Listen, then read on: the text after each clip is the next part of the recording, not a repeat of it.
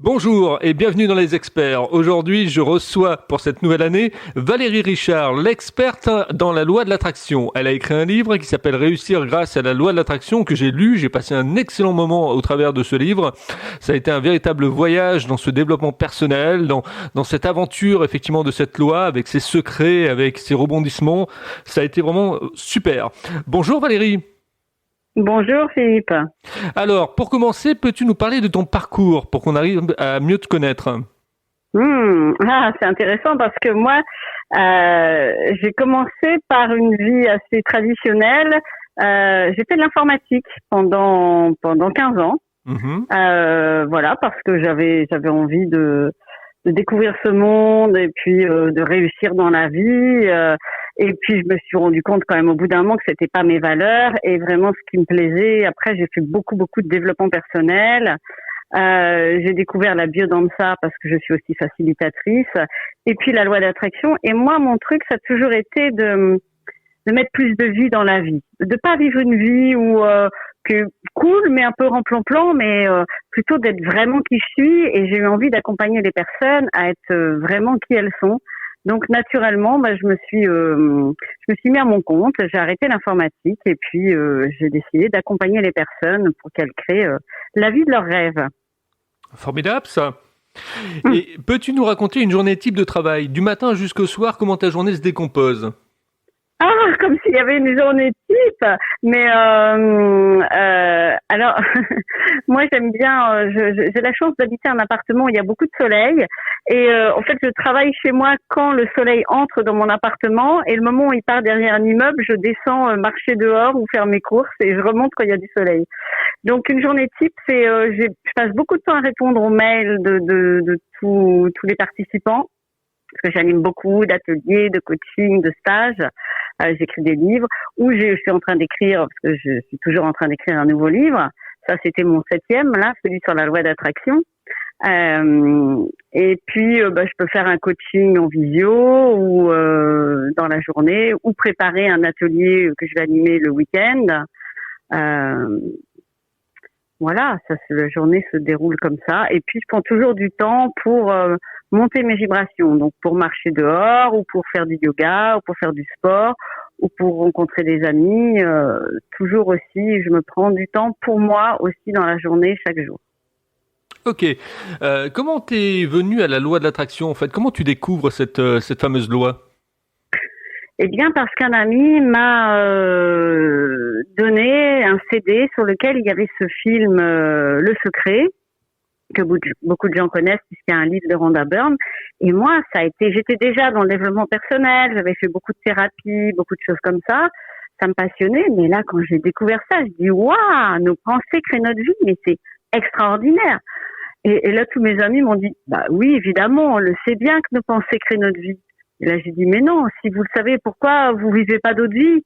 Pourquoi vous vivez pas la vie de vos rêves? Et je suis allée acheter tous les livres de l'époque sur la loi d'attraction. Je voulais comprendre pourquoi, si le principe était si simple, c'était pas si évident de le mettre en pratique et de le ramener dans sa vie. Et comme dans tous ces livres, les livres étaient souvent un peu compliqués, j'ai fini par écrire un livre pratique qui était mon premier, et puis celui-là, le deuxième sur la loi d'attraction. Voilà. Et c'est pour ça que dans ce livre-là, le dernier, je parle de pourquoi on n'y arrive pas parfois à pratiquer, en fait. Ça, c'est vraiment important. Pourquoi on passe pas à la pratique. Et c'est ça, souvent, la loi d'attraction. C'est-à-dire qu'on n'est pas clair sur ce qu'on veut ou sur nos vibrations, pas conscient de nos pensées automatiques. Et tout ce chemin, je l'ai trouvé génial à faire. Ça me passionne toujours, d'ailleurs. Je suis passionnée par la loi d'attraction. Et entre nous, Valérie, est-ce que tu as réalisé tous tes rêves grâce à la loi de l'attraction? Alors tous, non, parce que c'est ça qui est génial. C'est-à-dire que nous sommes des êtres d'évolution. Ça veut dire que une fois qu'on a réalisé un certain nombre de rêves, on en a d'autres plus grands. Et à chaque fois, on se rapproche de notre âme, on se rapproche de qui l'on est. Quand j'ai osé, moi, mon rêve d'enfant, c'était justement d'écrire des livres. Et puis ensuite, j'ai fait de l'informatique. J'avais complètement oublié ce rêve. Et quand à nouveau, il a refait surface, ça a pris du temps parce que je me disais, mais qui suis-je, moi, pour écrire un livre? Je suis pas capable, je vais pas y arriver, je vais pas être reconnue, j'écris mal, enfin. Et une fois que j'ai écrit le premier, Le deuxième, j'avais les vibrations assez hautes, je l'ai écrit tout de suite, il a été édité tout de suite. Après, j'y crois, quoi. Et c'est vraiment ce processus-là, c'est-à-dire qu'on réalise des rêves et après, il y en a d'autres qui arrivent encore plus grands, en fait. On ose rêver plus grand, en fait. Et puis c'est important d'avoir des rêves. C'est ce qui nous construit aussi. Mais clairement, c'est la vie, en fait. D'avoir des désirs, des rêves, des envies, c'est être vivant pleinement. Moi, j'adore rencontrer les personnes âgées qui ont une liste de rêves pour les 100 ans à venir. Et elles vieillissent beaucoup mieux que les autres, d'ailleurs. Alors, quels sont tes mentors dans la vie? Alors, moi, j'appelle ça, oui, des mentors, des sources d'inspiration. En fait, comment dire? J'ai pas des mentors en particulier, mais des personnes, oui, qui à un moment m'accompagnent sur mon chemin. Puis après, ce sont d'autres personnes. Ça peut être dans un livre. Je prends quelque chose. Donc, un mentor particulier. Il y a quelqu'un que j'aime bien, qui n'est pas un mentor, mais quelqu'un qui m'inspire, qui s'appelle Roger McGovern. Et c'est quelqu'un qui est dans une prison aux États-Unis. Il a été condamné à mort. Il a une vie très difficile. Et dans son livre, il décrit que il est heureux parce qu'il a vu une fourmi traverser sa cellule, ou à un moment il y a eu un petit rayon de soleil, ou quelqu'un, un autre prisonnier lui a souri. Et ça relativise tout, je trouve. C'est-à-dire que souvent, nous avons tendance à nous plaindre de ce qui va pas, parce qu'on regarde ce qui va pas, mais tous les jours, on peut trouver de quoi se réjouir. Et ça change la vie. Alors, quand tu as écrit ce livre, Réussir grâce à la loi de l'attraction, aux éditions de Vinci, en fait, comment tu l'as écrit ce livre? Tu étais accompagné de musique, tu l'as écrit à la main, tu l'as écrit sur ordinateur, tu t'y es repris à plusieurs fois, comment ça s'est fait? Alors, c'est vrai que j'ai une méthode. Déjà, effectivement, je n'écris pas à la main parce que j'ai un défaut, j'écris mal et des fois j'ai du mal à me relire. Et puis c'est trop long d'écrire à la main. Donc j'enregistre à l'ordinateur. C'est-à-dire qu'aujourd'hui, même dans Word, il y a un outil où on fait enregistrer et il écrit. Alors bien sûr, on vérifie qu'il écrit ce qu'on a dit, mais ça permet d'aller beaucoup plus vite et c'est beaucoup plus facile, je trouve, de parler que d'écrire. Les idées viennent plus vite.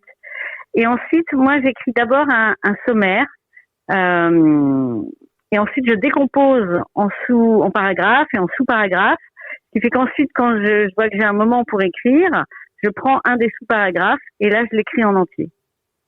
D'accord. C'est ma méthode, après. Tu avais de la musique? Tu avais quelques petites habitudes? Un petit porte-bonheur à côté de toi? Comment les choses se sont faites?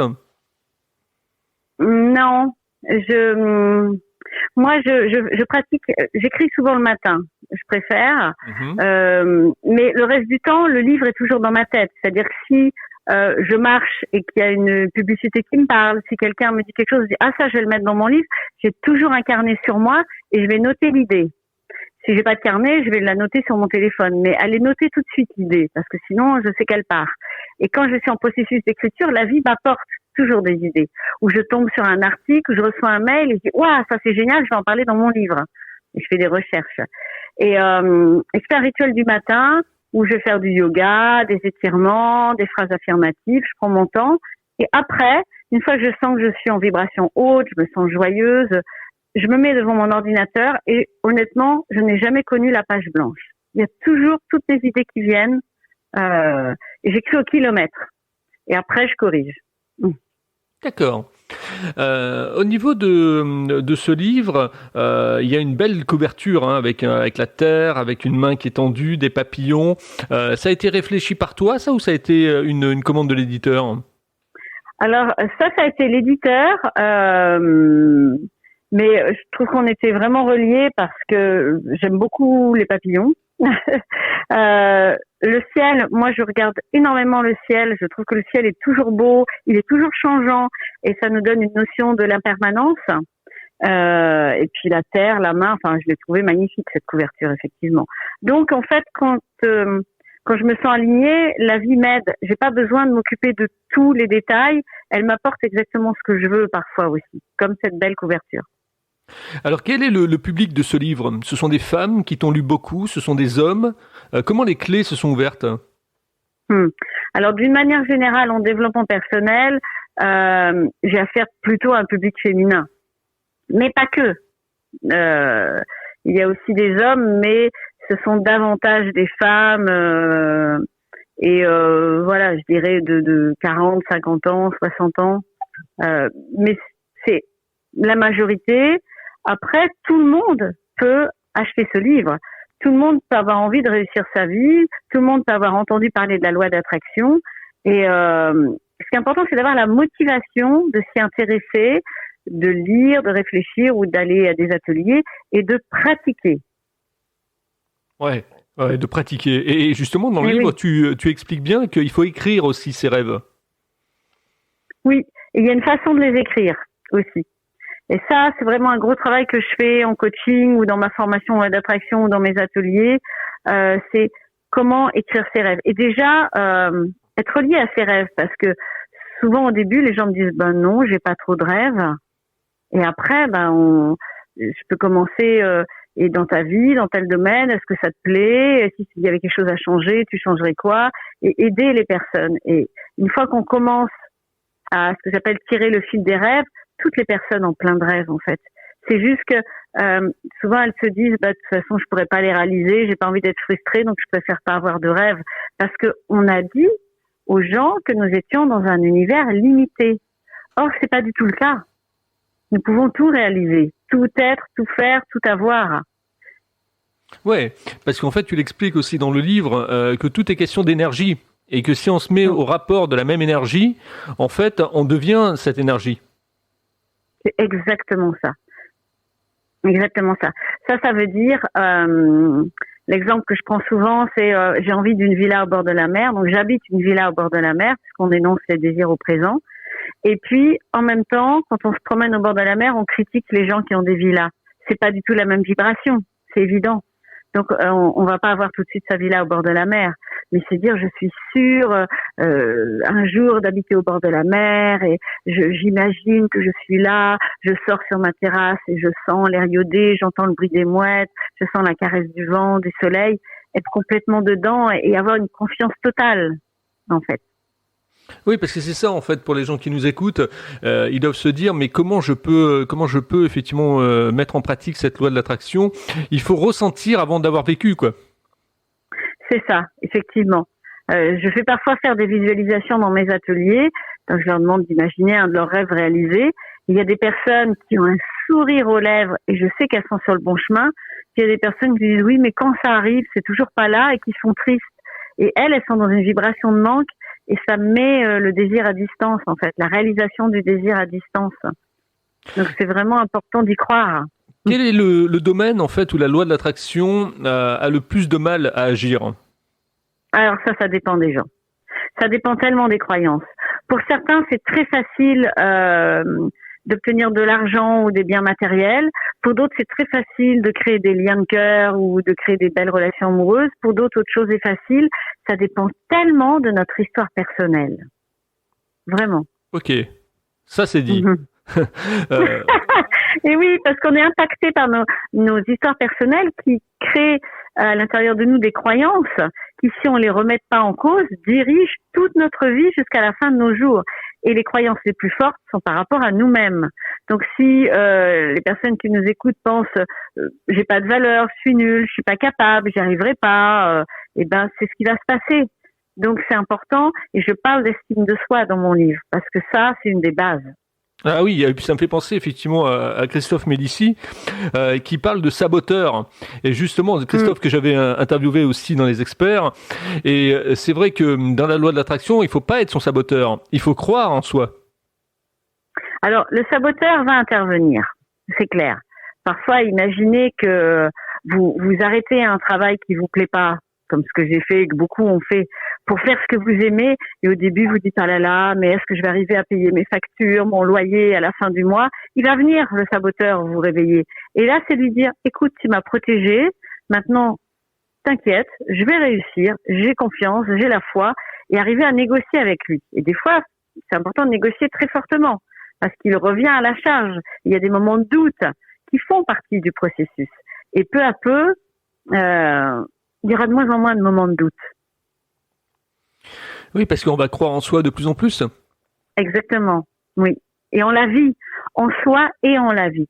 La vie nous veut du bien. Et ça, on ne le voit pas toujours. Quelqu'un qui vient de se faire licencier, souvent, il est dans la peur, parce que, justement, peur de manquer. Et puis, quelques années plus tard, il va dire, mais c'était mon meilleur cadeau. Grâce à ce licenciement, j'ai monté ma société où j'ai trouvé un travail qui me plaisait beaucoup mieux. Mais c'est pas, sur le moment, c'est pas toujours évident. Alors, dans ce concept de la loi de l'attraction, tu es devenue une experte. Tu disais tout à l'heure, effectivement, j'ai lu tous les livres que je pouvais trouver qui me tombaient dessus ou qui étaient à ma portée dans les rayons. Comment ça se passait en fait? Tu prenais des notes à chaque fois que tu lisais les livres. Après, comment tu en es venue à pouvoir faire des conférences, des ateliers, etc. Alors après, moi, j'ai fait une formation à la loi d'attraction. Un jour, mon compagnon m'a offert un livre de Marcel Delafaye et elle faisait une formation à la loi d'attraction par Internet. Et je me suis inscrite. J'ai dit, c'est beau les livres, mais là j'ai besoin vraiment d'aller plus loin, ça m'intéresse, j'ai envie de partager ça. Et puis quand j'ai terminé ma formation, qui se passait comme la mienne d'ailleurs, par Internet sur 5 mois, j'ai animé comme ça une conférence, un atelier. Ils étaient 12 et quand j'ai terminé, ils m'ont dit, c'est quand le prochain atelier? J'ai dit, ah d'accord, vous en voulez un autre? Ah ben oui, c'est passionnant, on en veut un autre. Et ça a démarré. Ah, formidable, une belle aventure. Ouais. Ouais. Comment tu te projettes dans un an, toi qui es une experte de la loi d'attraction maintenant? Comment je me projette dans un an? Alors, écrire d'autres livres encore, ça c'est sûr. Continuer et peut-être déménager. J'envisage de peut-être. Alors je sais pas encore comment là. Et souvent il y a ces périodes où on ne sait pas exactement ce que l'on veut et il se passe pas grand-chose, mais il y a une direction et puis de regarder les signes, les synchronicités de la vie et de faire confiance qu'elle va nous emmener là où on a envie d'aller en fait. Parce que moi c'est vrai que je suis bien aujourd'hui dans ma vie, c'est clair. En même temps, je parle d'autres désirs, donc peut-être celui d'avoir un lieu dans le sud où je pourrais accueillir, par exemple. Ça peut être ça. Ah, tu parles de synchronicité, c'est marrant d'ailleurs parce qu'au moment où tu l'as dit, je le pensais. La synchronicité, c'est très important parce qu'en fait, dans la vie, il y a des choses qui arrivent qu'on n'attend pas ou qu'on n'a pas demandé, mais effectivement, ces choses se mettent en place. Alors, à mon avis, on l'a demandé. C'est-à-dire que on fait des demandes inconscientes. Parfois. Et moi j'adore les synchronicités, c'est-à-dire ça m'arrive très souvent de penser à quelqu'un, dire ça serait bien que j'appelle cette personne et voilà, entre 5 minutes et 1 heure en général, elle va m'appeler ou l'autre fois je me promenais et je parlais d'une personne et je l'ai rencontrée là ou chaque fois en fait que je sors de chez moi, là je suis à 800 km de chez moi, et je dis je suis sûre qu'aujourd'hui je vais rencontrer quelqu'un que je connais, et j'ai rencontré quelqu'un que je connaissais. Je suis allée en Inde, c'était pareil. Je rencontre toujours des gens que je connais, c'est quand même fabuleux. Et au lieu de me dire mais c'est normal, je fais la loi d'attraction, je suis blasée, j'attire des synchronicités, moi je me dis mais c'est extraordinaire. Je suis toujours émerveillée du processus de la vie et du processus de la loi d'attraction tout le temps. Je dis c'est fantastique. J'ai ce regard émerveillé, donc je dis à l'univers merci de cette synchronicité, de la réalisation de ce désir. C'est merveilleux. Je suis jamais blasée. Ça me fait penser au livre de Napoléon Hill qui parle du désir. Et en fait, je pense que là, le désir est très fort également dans la loi de l'attraction.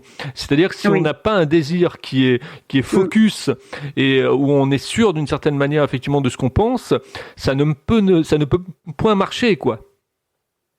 C'est-à-dire si on dit ça serait bien si je déménageais, j'aimerais bien faire un métier que j'aime. Ça suffit pas, l'univers là-haut, il se dit la personne elle est pas très motivée, je vais peut-être pas lui réaliser son rêve. Donc c'est vraiment très très important. Je pense toujours à l'histoire de Sylvester Stallone qui voulait pas prendre du boulot parce qu'il voulait être acteur et qui mourait de faim. Sa femme l'a quitté, il a vendu son chien et il a jamais lâché. Quand il a présenté son scénario, quand il a écrit Roxy, quelqu'un voulait lui acheter, mais il disait non, mais c'est moi l'acteur. Et on lui a proposé beaucoup d'argent, il a toujours dit à condition que je sois acteur, alors qu'il mourait de faim. Bon, tout le monde n'a pas cette détermination, cette volonté non plus. Ouais, donc dans la loi de l'attraction, si on résume un petit peu pour les gens qui nous écoutent, c'est visualisation, c'est désir, c'est croire, ressentir. Mm. Et c'est aussi dire des affirmations positives et monter ses vibrations. En fait, la loi d'attraction, c'est la première chose, avoir des désirs clairs, savoir exactement ce que l'on veut, les formuler de façon positive au présent. Et la deuxième chose, une fois que les désirs sont formulés, on s'en occupe pas, sauf pour les gros désirs, les désirs importants, on va les visualiser de temps en temps, mais pour se sentir bien. Et ensuite, c'est d'avoir des vibrations hautes. On ne peut pas recevoir ces désirs réalisés si on est dans la peur, si on est dans la colère, si on est dans la frustration, si on est dans la jalousie, si on est dans les doutes. On ne peut recevoir ces désirs que si on est dans des vibrations de joie, d'optimisme, d'enthousiasme, de satisfaction, d'amour. Donc, notre premier objectif, à n'importe quel moment, c'est d'être dans ces vibrations-là et de faire ce qu'il faut. C'est-à-dire qu'on n'attend pas que nos désirs soient réalisés pour être heureux, c'est parce que nous sommes heureux aujourd'hui que nos désirs vont se réaliser. Et ça, c'est un concept très nouveau pour la plupart des gens. Je pense aux gens qui t'écoutent et qui doivent se dire, mais moi le soir par exemple, quand je fais ma prière, alors effectivement quand j'implore quelque chose, je suis dans cette haute vibration. La prière, et ça dépend comment on la fait. C'est-à-dire, est-ce qu'on remet son pouvoir dans les mains de l'extérieur ou c'est une prière qui monte à l'univers, mais c'est nous qui sommes responsables d'attirer des belles choses. C'est pas quelqu'un d'autre en fait. Mais la prière peut être c'est l'équivalent d'envoyer un désir dans l'univers. Tout dépend. Tout dépend comment on le fait. Tu en parles dans le livre d'ailleurs, tu dis à un moment, je sais plus l'expression exacte, mais c'est lancer un rêve, c'est-à-dire effectivement faire en sorte que le rêve est un peu une bouteille à la mer, quoi. Ouais, ou lancer un désir. Moi, je l'appelle rêve, désir, objectif. Pour moi, c'est la même chose. Je fais pas forcément de différence. Mais j'aime bien l'idée de l'envoyer dans l'univers, c'est-à-dire que là-haut, quelque chose d'autre s'en occupe. C'est plus à moi. Parce qu'il y a ça aussi. Une fois qu'on a émis un désir, qu'on a lancé un désir, c'est de lâcher le contrôle. Parce que notre mental adore contrôler. Donc, il va se demander quand est-ce que ça arrive, par qui, comment. Et là, c'est juste pas possible. C'est-à-dire que souvent, les gens ont un désir, mais ils ont aussi un désir sur la façon dont le désir va se réaliser. Et ça, c'est pas bon. Par exemple, à un moment, moi, j'ai dit, j'aimerais danser. J'adore danser. Je me suis pas dit, je vais être danseuse étoile à l'opéra. Non, l'important pour moi, c'est de danser. Après, j'ai fait de la biodanza et j'ai dit, mais c'est ça que je veux faire. C'est laisser la vie m'apporter la façon, en fait. Alors, quand on parle de la loi de l'attraction, moi j'ai pas mal lu aussi dessus, je me suis pas mal documenté, et on parle de chèque à l'univers. En fait, il y a la banque de l'univers. Tu peux nous en parler un petit peu de cette histoire ? Alors, moi je fais pas forcément ça, mais ce qui est important en tout cas dans cette histoire, c'est-à-dire de faire un chèque de l'univers, ça je pense que les gens font ça pour avoir une certaine abondance financière. Ce qui est important, quoi qu'on fasse, c'est d'y croire. Je crois au processus symbolique souvent. Jung a dit tout ce qui est symbolique est guérisseur. C'est-à-dire s'ils font un chèque à l'univers et disent bon, de toute façon ça va pas marcher, eh bien ça ne va pas marcher. S'ils le font en disant je sais que ça va fonctionner, ça va fonctionner. Et c'est la même chose pour des médicaments ou des posologies qu'on prend ou pour tout. En fait, c'est y croire. Il n'y a pas quelque chose qui fonctionne pour tout le monde. Si on n'y croit pas, ça ne va pas fonctionner pour nous. Et le fait d'y croire, on se met déjà dans une haute dimension, une haute énergie. Exactement. Tout de suite, oui. Comme là, par exemple. Comme là, par exemple, dans l'interview, on croit effectivement à pouvoir aider l'autre, aider les gens qui nous écoutent. Tu leur donnes effectivement ce que tu connais, ton savoir. Donc quelque part, il y a une sorte de magnétisme qui se dégage. Oui. Il n'y a pas que les mots, il y a l'énergie avec lesquelles on les prononce. Et ça, je sais que ça va aussi. Il y a certaines personnes qui vont être très sensibles et ça va leur faire beaucoup de bien. Et ça, c'est génial. Et par rapport à la foi, je sais que on parle beaucoup de saint Thomas. Il faut voir pour croire. Et dans loi d'attraction, c'est le contraire. C'est il faut croire pour voir. Alors, maintenant, je vais te poser une question, effectivement, que je pose à toutes les personnes que j'interviewe, qui plaît beaucoup à mes auditeurs, parce que ça les amuse. Comment tu trouves ma façon d'interviewer les gens ? Ah, c'est intéressant. Alors, je sais pas si tu as préparé ou pas, je pense pas. Donc ça, j'aime bien que les questions viennent comme ça.